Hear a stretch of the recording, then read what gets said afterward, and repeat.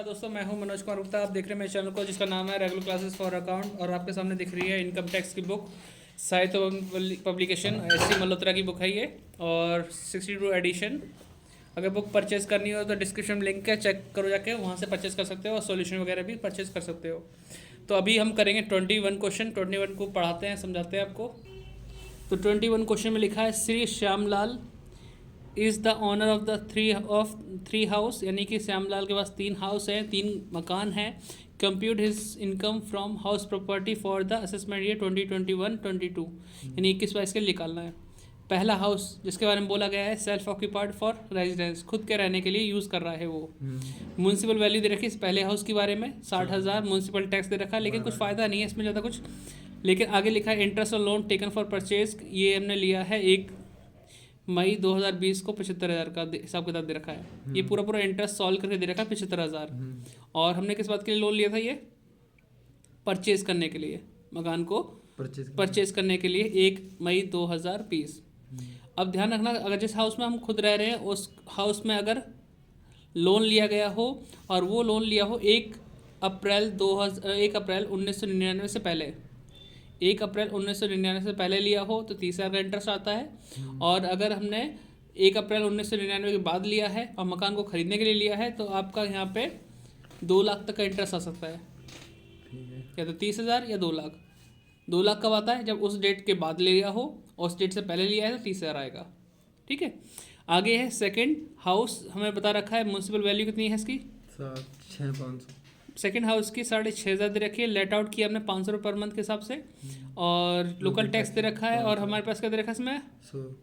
Repair rent. हाँ, repair के हिसाब दे रखा है। ग्राउंड रेंट दे रखा है और कलेक्शन चार्जेस दे रखे हैं। थर्ड हाउस में म्यूनसिपल वैल्यू दे रखा है और यूज़ कर रहा है खुद के बिजनेस के लिए, तो यहाँ तो कोई इनकम होगी नहीं। ऑल ऑफ नहीं हिला मत बेटे, all of the above expenses have been paid, सारे खर्चे हम दे चुके हैं। ठीक है, कोई दिक्कत तो नहीं। तो क्वेश्चन को सॉल्व करते हैं, सॉल्व करके दिखाते हैं आपको। समझ में तो आ गया होगा, स्क्रीनशॉट ले लो इसका। तो देख लो बच्चों, यहाँ पे हमने लिखा है computation of taxable income from HP for the assessment year 2021-22।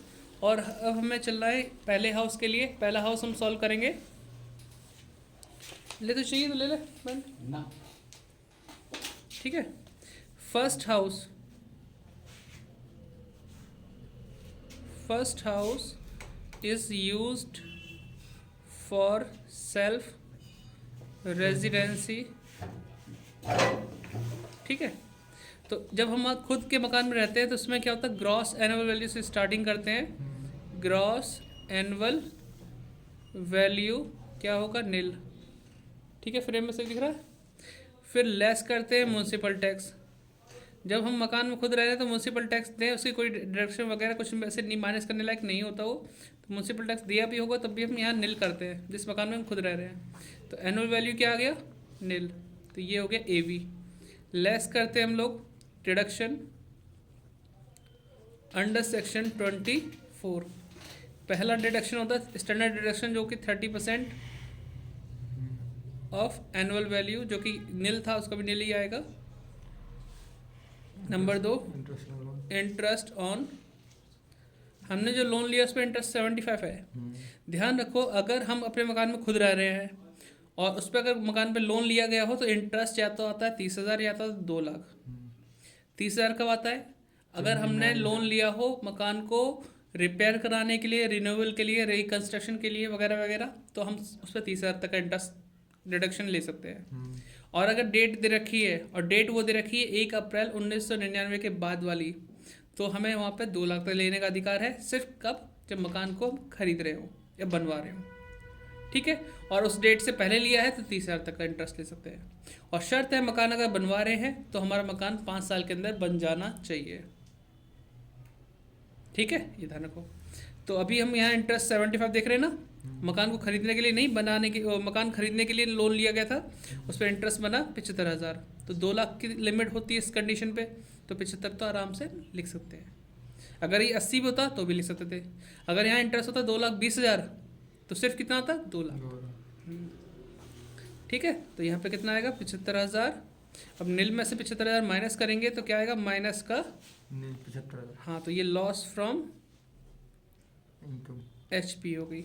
ठीक है, फर्स्ट वाला पॉइंट सॉल्व हो गया। सेकंड, इस पकड़ लियो, इसे रख लियो, बाद में जब चाहिए वो ले लूँगा। अब इसमें आता है second. Second house is used for let out. ठीक है, इसमें क्या आएगा, म्युनिसिपल वैल्यू लिखेंगे। म्युनिसिपल वैल्यू वो है 6,500। देखो यहाँ कहीं लिखा हुआ 6,500। नंबर 2 फेयर रेंट तो हमारे क्वेश्चन में है ही नहीं इसमें, तो लिख देंगे नील। फिर तीसरी चीज़ लिखेंगे एक्चुअल रेंट।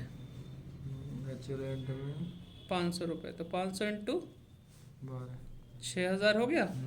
अब पहला एक्सपेक्टेड रेंट, इन दोनों में ज़्यादा कौन सा है, 6,500। फिर हम ऐसे लिख देंगे एक्चुअल 6,500 ना, एक्चुअल रेंट तो हम लिख देंगे अभी 6,000 जो था यहाँ पे सेम टू सेम। क्यों? इनमें से हम कंपेयर करेंगे अब तो। हाँ अब कंपेयर करेंगे ना, 6,500 तो ये आ जाएगा ग्रॉस एनुअल वैल्यू वैल्यू कितना आएगा हमारा, 6,500। म्युनिसिपल टैक्स का नाम लोकल टैक्स के नाम से दे रखा है लोगों ने, लोकल टैक्स लेस कर दो 500 रुपये, तो कितना आ जाएगा हमारे पास 6,000। तो ये तो हो गया हमारे पास एनुअल वैल्यू। अब जगह थोड़ी बची है, मैं थोड़ा सा सरकाता हूँ उसे। Less deduction under section 24, first आएगा 30% ऑफ AV, तो 6,1800 हो जाता है। 6,000 का निकालेंगे है ना 1,800। और सेकंड आता है इंटरेस्ट ऑन लोन, वो तो है ही नहीं इस पॉइंट पे सेकंड वाले के लिए, तो नील। तो 1,800 माइनस करेंगे तो आएगा हमारा 4,200। लिख दिया 4,200। अब आप यहाँ से यहाँ तक अपना पूरा क्वेश्चन देख लो, थोड़ा सा कट रहा है, हाँ अभी भी कट रहा है। तो यहाँ से यहाँ तक अपना स्क्रीनशॉट लेके नोट डाउन कर लो आराम से, वीडियो को पॉज करके जितना दिख रहा हो। तो ये आपका यहाँ तक कंप्लीट हो जाएगा 4,200 तक। एक पे लॉस है, एक पे प्रॉफिट है। तो इनकम फ्रॉम HP यहाँ लेते ना, अभी जगह कम है तो लिख नहीं हो रहा, वैसे लिखा जाता है यहाँ पे। अब थर्ड हाउस में वो अपना बिजनेस चला रहा है, हम बिजनेस चला रहे हैं तो वो हमारा इस हेड में नहीं आएगा, वो बिजनेस प्रोफेशन वाली हेड में आता है उससे इनकम। तो हम यहाँ पे एक लाइन लिख देंगे, वो पॉइंट ख़त्म हो जाएगा। तो लिख लिया होगा आपने, पेज पलटते हैं। तो third house is used for self business लिखा, प्रोफेशन लिखा, देखा वो पढ़ के क्या लिखा था, बिजनेस। हाँ जो लिखा वही लाइन यूज़ करनी पड़ेगी ना, हाँ बिजनेस। फिर इसमें लिख देंगे this income is not considered in this head. ये इनकम आपकी इस हेडिंग में कंसीडर नहीं होती है। तो अब क्या करेंगे, total taxable income from house property अगर निकालना पड़े तो पहले वाले में तो लॉस है, पहले वाले में कितना लॉस है, माइनस का 75,000। सेकंड वाले में प्रॉफिट है 4,200, थर्ड वाले में तो कुछ है ही नहीं, उससे तो इनकम इसमें आएगी नहीं। तो क्या हुआ, इसमें से प्लस माइनस माइनस हो जाएगा। फिर भी आपका क्या रहेगा, नुकसान 70,800 का। कितने का, 70,800। हाँ 70,800 का नुकसान रहेगा, लॉस। तो आप इसके भी नोट डाउन कर लीजिए। वीडियो अच्छी लगी हो, पसंद आई हो तो लाइक शेयर सब्सक्राइब। अगर बुक खरीदनी हो तो इसमें डिस्क्रिप्शन लिंक है।